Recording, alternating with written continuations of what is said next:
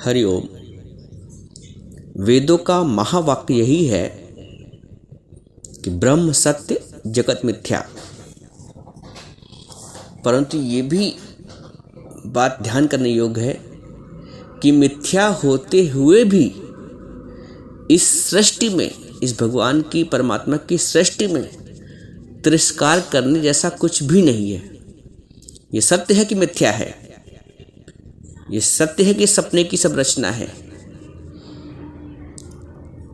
जैसे रात का स्वप्न में सारी सृष्टि दिखती है, जब स्वप्न में सृष्टि दिख रही होती तो सत्य लगती है ना, आँख खुलने पे वो मिथ्या हो जाती है।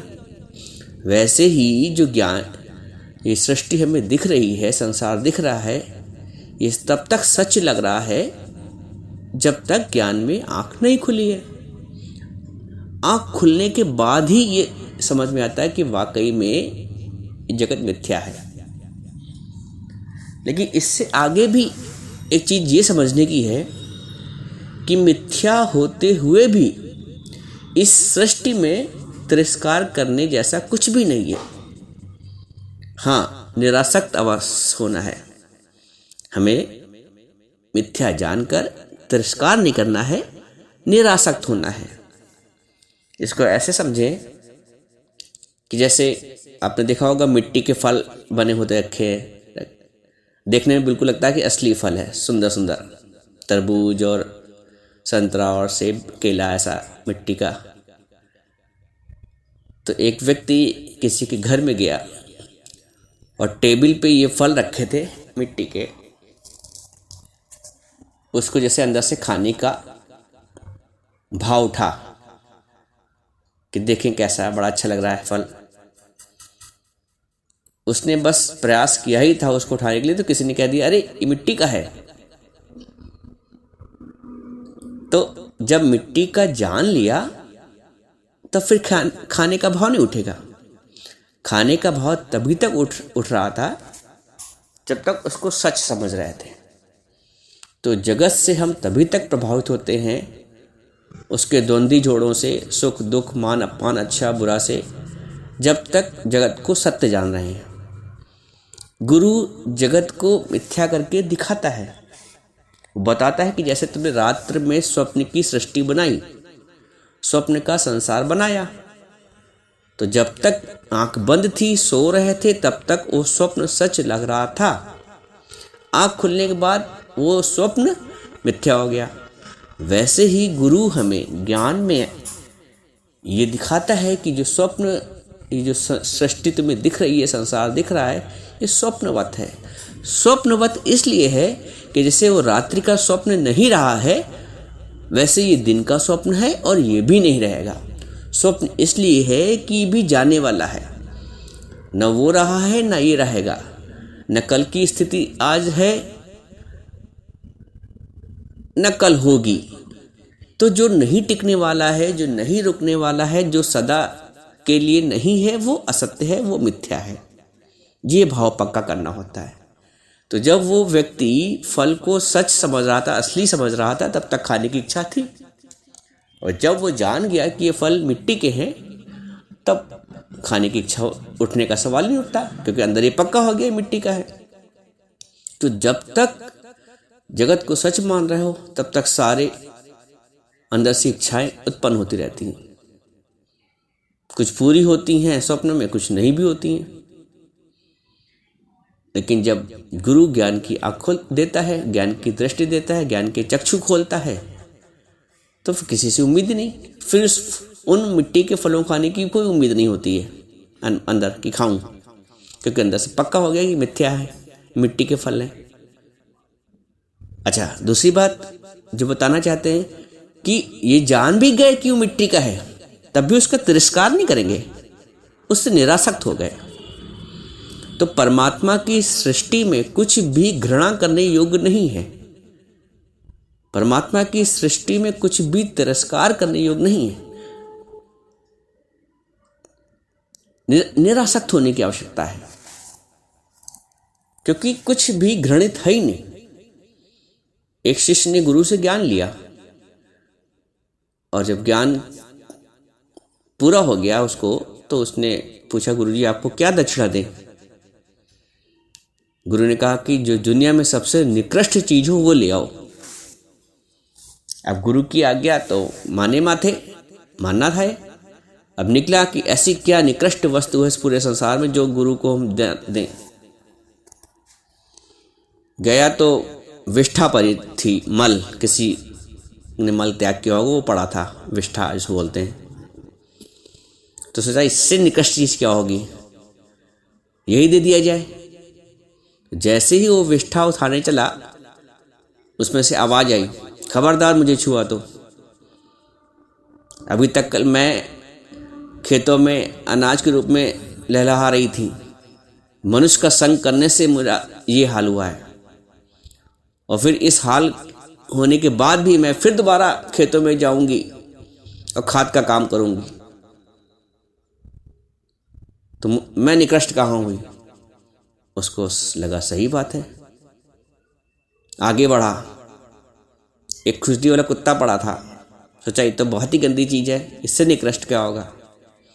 उसको हाथ लगाने चला, उसमें से आवाज आई, खबरदार मुझे छुआ। मैं इस हालत में भी अपने मालिक के लिए वफादार हूं। अभी कोई आता है तो मैं भौंकता हूं, उसको आगाह करता हूं। बोला ये भी बात सही है, ये तो भी वफादार है, ये भी निकृष्ट नहीं है। तो दुनिया में निकृष्ट कुछ नहीं है। निकृष्ट है मनुष्य का स्वार्थ, मनुष्य की मैं। लौट के गुरु के पास गया, गुरुजी मुझे कुछ मिला ही नहीं निकृष्ट। गुरु ने बताया, निकृष्ट आदमी का अहंकार होता है, मैं होती है। तो तुम्हें देना है तो गुरु को अपनी मैं दान करो दक्षिणा में। अपना ईगो, अपना अहंकार, अपना देह भाव दान करो। सबसे निकृष्ट दुनिया में तुम्हारा अहंकार है, तुम्हारी इच्छा है, जो तुम्हें गली गली डुलाती है, रुलाती है, फंसाती है। देना है तो गुरु को, सच्चे गुरु को तुम्हारा मैं चाहिए, और कुछ चाहिए भी नहीं उसको। बाहर से कोई फल, माला, फ्रूट, पैसा, दक्षिणा कुछ भी नहीं चाहिए, क्योंकि उसने जब जगत को मिथ्या करके देख ही लिया है तो तुमसे बाहर की माया के पदार्थों का, उसने माया को मिथ्या करके जाना है। तो माया, जो सच्चा गुरु वो माया की स्वीकारोक्ति कभी नहीं करता है, ये पहचान है। उसे तुम्हारे प्रति करुणा है और उसको तुम्हारा अहंकार चाहिए दक्षिणा में, बस। ये सच्चे गुरु की पहचान होती है। और जहाँ कुछ भी माया का लेन देन है वहाँ पे सच्चाई नहीं है। जब माया ही झूठ है तो माया के लेन देन कैसे सच हो सकता है? ये एक मोटी सी पहचान है। किसी भी आश्रम में, किसी की गुरु के पास, किसी भी मठ में अगर माया का लेन देन हो रहा है तो वहाँ सच का सौदा नहीं हो सकता है। तो गुरु ने उससे कहा, निकृष्ट से निकृष्ट तुम्हारा अहंकार है, इसको दान करो। बाकी दुनिया में तिरस्कार करने जैसा कुछ नहीं है। प्रभु ने सृष्टि ऐसी बनाई है कि हर चीज का उपयोग है। पशु मरे 10 काज सवारे, मनुष्य मरे कछु काम ना आवे। पशु मरता है तो उसकी सींग भी काम आती, दांत भी काम आती, खाल भी काम आती, सब काम आता है। तो निकृष्ट कुछ नहीं है। निकृष्ट है मनुष्य का अहंकार, जो खाली मनुष्य के पास ही है। पशु पक्षी और प्रकृति के पास नहीं है, वनस्पति के पास नहीं है, सिर्फ मनुष्य के पास है अहंकार। जिसका त्याग करना है, जिसका त्याग करना है और वस्तुओं से निरासक्त होना है, पदार्थों से निरासक्त होना है, व्यक्तियों से निरासक्त होना है। बाहर से स्वरूप से किसी का त्याग करना नहीं है। स्वरूप से तो कुछ आप त्याग कर भी नहीं सकते हो भाई। घर छोड़ा मान लो तो जहाँ चाहोगे वहाँ भी तो दुनिया है। तो स्वरूप से संसार का त्याग कहाँ हो गया? मान लीजिए आपने घर के साथियों को अलग कर दिया, किनारे कर दिया। लेकिन अगर मन से चिंतन हो रहा है तो त्याग जहाँ हो वहीं से निरासक्त होना है। स्वरूप से त्याग करने की आवश्यकता नहीं है। स्वरूप से त्याग करने के पश्चात भी अगर मन से चिंतन चल रहा है तो और दोषी। इसलिए गुरु जो है भगवत भाव उत्पन्न करता है। घृणा का भाव नहीं उत्पन्न होता है ज्ञान से। ज्ञान से भगवत भाव उत्पन्न होता है कि सर्वत्र है ही प्रभु। वो अच्छे में भी भगवान देखता है तो बुरे में भी भगवान देखता है। भगवान देखता है और आगे की स्थिति ऐसी आती है कि वो देखता है मेरा ही स्वरूप सब में है। जहाँ तक जाति दृष्टि है, जहाँ तक फैली सृष्टि है, सर्व मम रूप है। जो दो कटु वचन भी बोल रहा है वो भी मैं ही तो हूँ उसमें। जो द्वेष कर रहा है, जो तुमसे उल्टा चल रहा है, जो तुम्हारा निरादर कर रहा है, जो अपशब्द बोल रहा है, जो तुम्हारा नुकसान कर रहा है, तो उसमें भी भगवत भाव रखो। और देखो एक दिन तुम्हारे भगवत भाव रखने से उसका भाव भी परिवर्तित हो जाएगा। मूर्ति में भगवत भाव, पत्थर में भगवत भाव रखते हो ना, तो वैसे ही परिणाम मिलते हैं। तो भाव का भूखा हूँ मैं, भाव ही एक सार है। भाव से जो मुझको बजे वही भाव से पार है।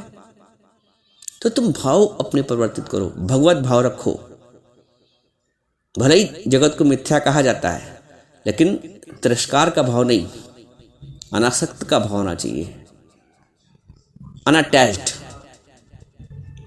जान गए फल मिट्टी का है तो अनासक्त हो गए। जान गए जब मिथ्या है फल संसार तो अनासक्त हो गए।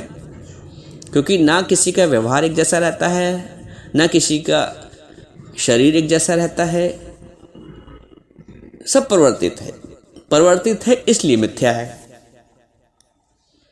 परमात्मा को छोड़कर सब कुछ परिवर्तित है, सब कुछ जा रहा है। सदा न संग सहेलियां, सदा न राजा देश, सदा न इस जग जीवना, सदा न काला केश। तो जो अपरिवर्तित है वो परमात्मा है। साथ पकड़ना है तो प्रभु का पकड़ो। बाकी सब जा रहा है, सब बह रहा है, सब ढह रहा है। तो जो पल पल जा ही रहा है, बर्फ हर पल पिघल रही है और एक समय आता है तो बिल्कुल पानी बन जाती है, उसका स्वरूप खत्म हो जाता है। तो जगत भी हर पल बस बह रहा है बर्फ की तरह। तो तुम इससे उम्मीद ना करो कि ये बना रहे। ना जगत के जो व्यक्ति हैं वो सदा बने रहेंगे, ना जो पदार्थ हैं वो सदा बने रहेंगे, ना जो परिस्थिति है वो सदा बने रहेगी, ना जो देश काल का वातावरण है वो सदा बना रहेगा। तो बना सदा कुछ नहीं रहेगा। एक जो शाश्वत है वो परमात्मा है। वो तुम्हारा अपना दृष्टा स्वरूप है, तो वो तुम्हारा अपना साक्षी स्वरूप है जो देख रहा है सब परिवर्तित हो रहा है। तुमने देखा ना कि बचपन में मैं ऐसा था, फिर जवानी में ऐसा हो गया, अब वर्तमान में ऐसा है।